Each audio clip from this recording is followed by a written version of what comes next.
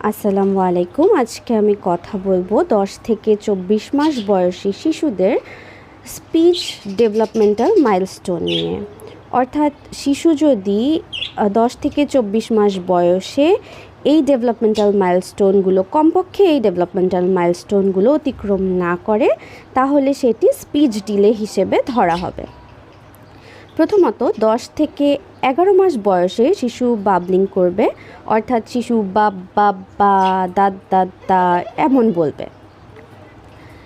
তারপর 12 থেকে 14 মাস বয়সে শিশু ইমিটেট বাবলিং করে, অর্থাৎ শিশু অনুকরণ করে। কিভাবে?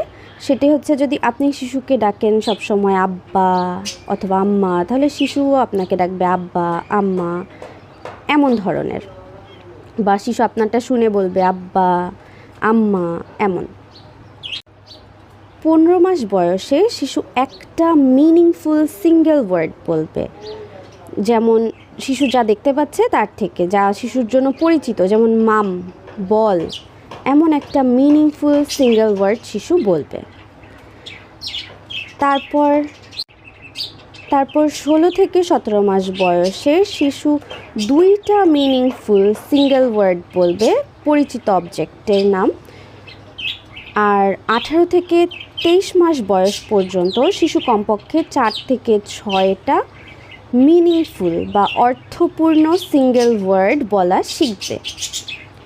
আর 24 মাস বয়সে শিশু 2টা শব্দ যুক্ত করে একটা বাক্য বলবে, যেমন ভাত দাও, পানি দাও, এই যে, ওই যে, এমনটা বলবে।